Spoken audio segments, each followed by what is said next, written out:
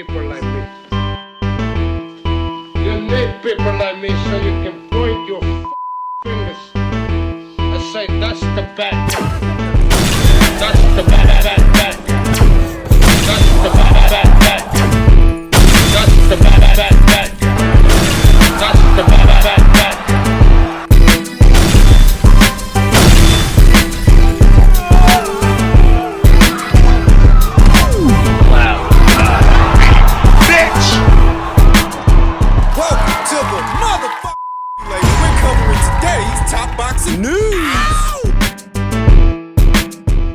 Okay, we'll start with this. Earlier this week, up-and-comer in the super flyweight division, Jasmine Parr took care of business, finished her food, finished her plate, opposite the ring, Kamarudin, who she stopped. Forced a stoppage, I should say, a referee stoppage, in the 5th round of a contest scheduled for 5.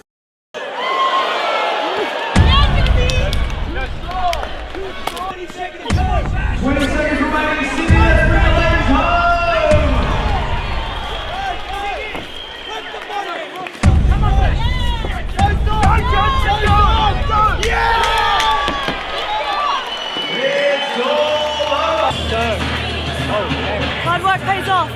Strong. I feel really strong. Let's keep the ball rolling.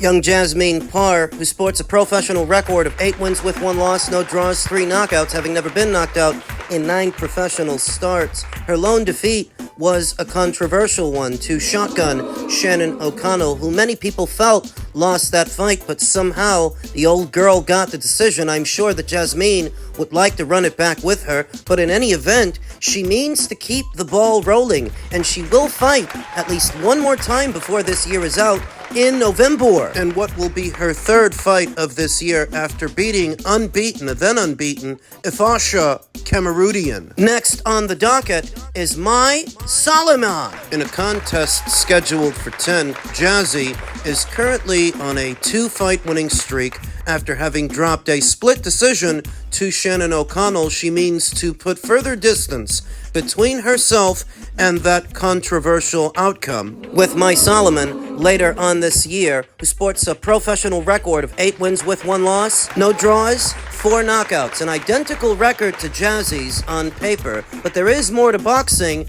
than what you see on paper. My Soliman, 27 years old, the young Jasmine Parr, who's 22. Tail of the tape, they're about even. Tail of the talon is what's gonna separate them. My Soliman, who's supposed to be in action again tomorrow, or today if you're in the Southern Hemisphere, if you're in Australia, she's gonna be fighting a journeywoman with 19 losses, a journeywoman with an upside-down record who only has 6 wins and 19 losses in a 6th round.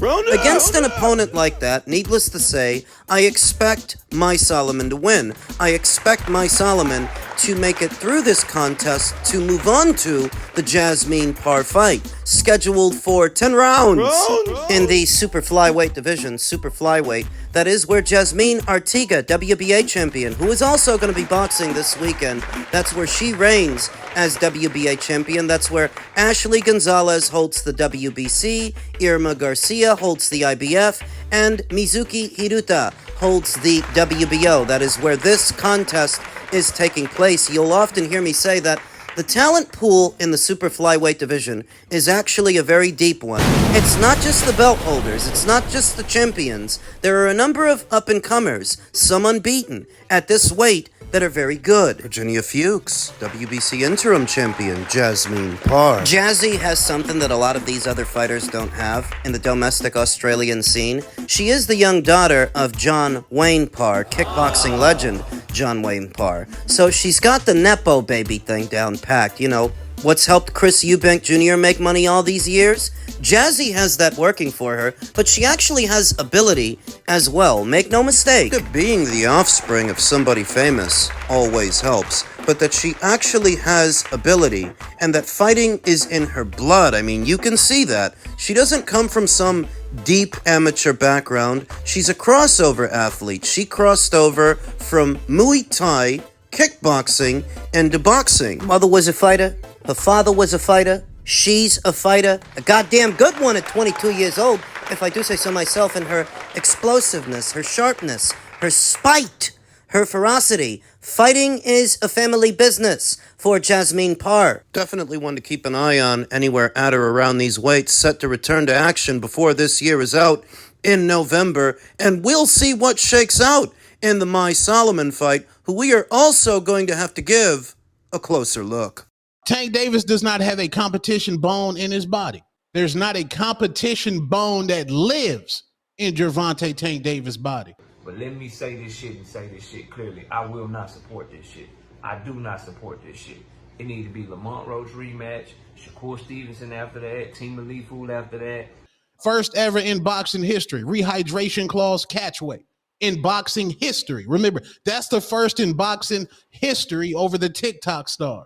Bringing up 130 pounders. No competition there. And all these fights that we want to see you in to prove that you are truly who you say you are. The moment his back's against the wall and he got to run a squabble again, like the greats Floyd Money Mayweather did, the nigga went and fought a YouTube nigga, Jake Paul.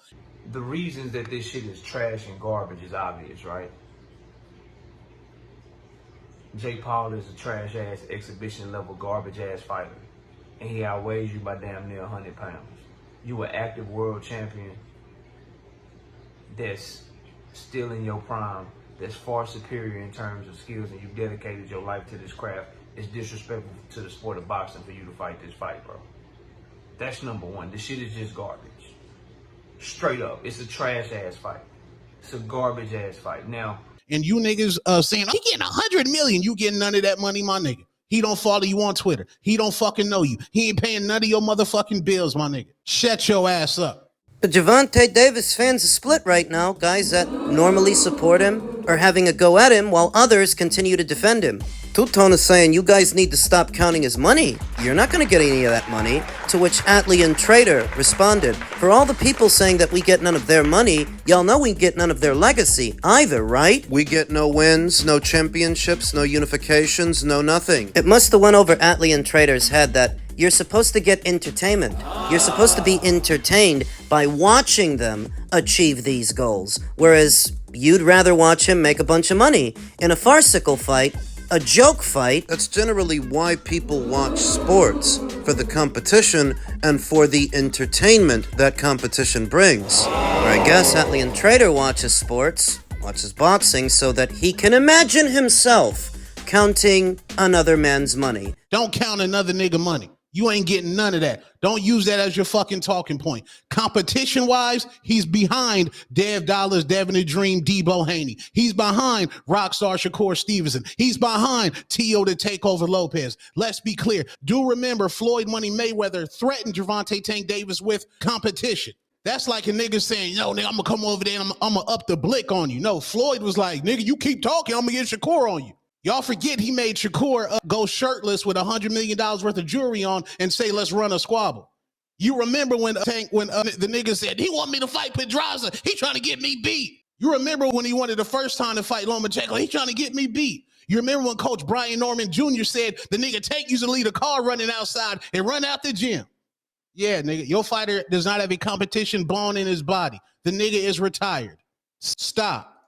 He's an exhibition nigga now. I doubt he come back to real boxing. This money about to be so good, the nigga about to fight all kind of influencers now. Why I gotta fight a hard fight and I can go ahead and fight an easy nigga? And his Tank fans at the EBT line, you niggas that poke holes in condoms, you niggas that waited in line for the chicken sandwich like myself can be happy. Tank Davis does not have a competition bone in his body. No, he doesn't. Because just the act of being competitive comes from confidence. It comes from knowing that you're good at something and wanting to test yourself against others to find out how good you really are. And if these characteristics are absent in Gervonta Davis, it's because underneath it all, he's not confident. He knows he's not good because he knows how much angling has gone into his matchmaking. We don't need to run down an itemized list of names anymore. We've done that to no end over the years. The bottom line is, he's not confident in himself, so he's not competitive. That competitiveness carries over into so many areas of life, not just professional boxing, not just that kind of a sport, or not even that kind of arena, even music producers are so satisfied with themselves and so confident in their abilities. You remember during the shutdown, the versus battles between the producers Babyface and Teddy Riley? You remember the versus battles between the music groups, D-Block versus Dipset? That competitive element is what makes a sport, creates a sport. In the absence of that characteristic, well, it isn't sport anymore. How many times have you heard me say that Gervonta Davis is not actually a part of the sport of boxing? He is existing parallel to it, tantamount to what the Harlem Globetrotters are to the NBA. One is a rigged show, one is a novelty act, and one is a sport. There was never anything sporting about Gervonta Davis's boxing career, but it's almost like all these guys that normally supported him. I mean, what, you just now realize this when he's at age 30 and he's about to fight Jake Paul? This is the way it's been. And you've been the guys making excuses for him. So what, you were holding out hope that one day he would fight Shakur or Devin or Teofimo, where I've been saying the whole time, he is never going to fight them. When Two-Tone the Superstar said that he would be surprised if Gervonta Davis boxes after the Jake Paul fight, didn't I say that already? The money that he's about to get for that fight, why would he roll the dice, come back to regular boxing for regular money where he could get embarrassed and where he could lose? Gervonta Davis's fans like to justify his shenanigans by saying that, well, he's not about belts and he's not about legacy, he's about the bag. But when he was offered a bag to box Devin Haney, when he was offered a bag to box Shakur Stevenson by Turkey LL Sheik, he didn't take it. So it's not even really about the bag either. It's about the safest passage. It's about the highest rewards for the lowest risks. And if you find that entertaining for no other reason than you imagine yourself counting his money, I take it that your mother must have been a single mother, that you didn't have a dad in your household, or worse, if you did, he wasn't much of a man. You didn't have anybody around to teach you how to be a man. If this is the kind of stuff you entertain yourself with, counting another man's money. You know that we mention fighters as money as an earmark for their marquee value, who the face of boxing is, who the A-side is in a set of negotiations, things of that nature. There is context. But what we're not doing is just sitting around celebrating that so-and-so made a bunch of money. What kind of girl-ass shit is that? What kind of sissified shit is that? I mean, what kind of man? What kind of shit is that? I mean, you're saying that you're okay with this, and the only reason that you can come up with is because Gervonta is getting a bag, even if it comes at the expense of your entertainment. Gervonta Davis is intended to be your night's entertainment, and you don't really want to see him box actual boxers. Maybe that's something else? What? An extension of your fears that if he does fight Shakur, he will lose. You know that. That's why you don't actually want him to do that. You prefer this. Still traumatized from Deontay Wilder's loss to Tyson Fury, Stephen Fulton's loss to Inoue, and Errol Spence Jr.'s loss to Terence Crawford. That if this long-awaited fight actually happens, you know which way it's gonna go, and you don't want to go through that again. You don't even want him to fight Lamont Roach again because it was too close a call. Big scare. You're both spooked. You and your idol. You've taken too many losses, felt stupid too many times, too many heartbreaks that you don't even want Gervonta Davis in real boxing matches anymore. Some of Gervonta Davis' supporters have turned on him, while others still hold to him, supporting his shenanigans. No matter what it means, no matter what the implications are, they are standing by their man. Because in their mind's eye, they had a girlfriend. In men's heavyweight news, Team Usyk downplay the Itauma fight that everybody's all of a sudden talking about just because Moses knocked out Dillian, who we all more or less thought he was going to knock out. It was just the question of when. Following his first-round knockout of Dillian White, Moses Itauma called out undisputed heavyweight champion Oleksandr Usyk, whose team has responded. Itauma, who extended his record to 13-0 with 11 knockouts, secured the biggest win of his resume. While White is at the latter end of his career, he is the former WBC interim heavyweight champion who has been in the ring with some of the biggest names, such as Tyson Fury, Anthony Joshua, Joseph Parker, Oscar Rivas, Derek Chisora. The list goes on. The Saudis have expressed their desire to make that fight. With Usyk expected to retire after his next, naturally, the attention is turned towards the Ukrainian's next move. As the previously praised Itauma, Usyk's manager Sergey Lapine, though, felt Moses had plenty of other fights to keep himself occupied. I think this is not good for Moses.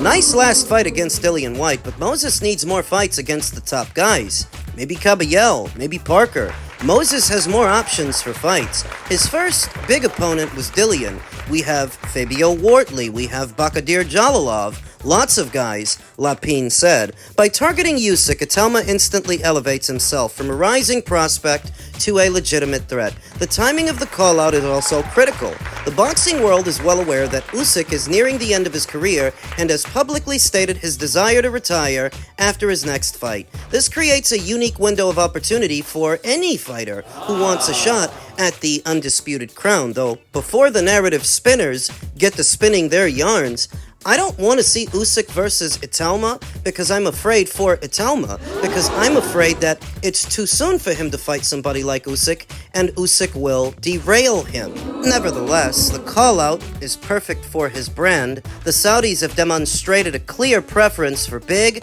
headline-grabbing fights. They are also known to be fans of Moses Itauma. By publicly calling out Usyk, Itauma is not only catering to the promoters' desires, but also potentially leapfrogging other deserving contenders. For example, while Joseph Parker or Agit Caballel may be seen as more deserving from a traditional boxing standpoint, a young, explosive talent like Itauma generates more excitement and better ticket sales. Maybe, but it wouldn't be good for the heavyweight division.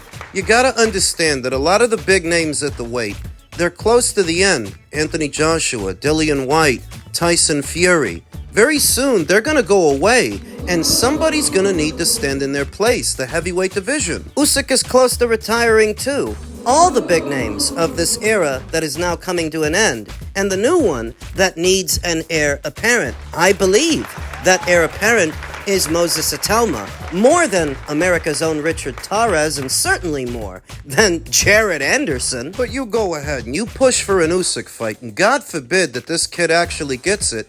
There goes the neighborhood. There goes our best hope for the new big name, the new big guy, because he'll lose. Don't be stupid.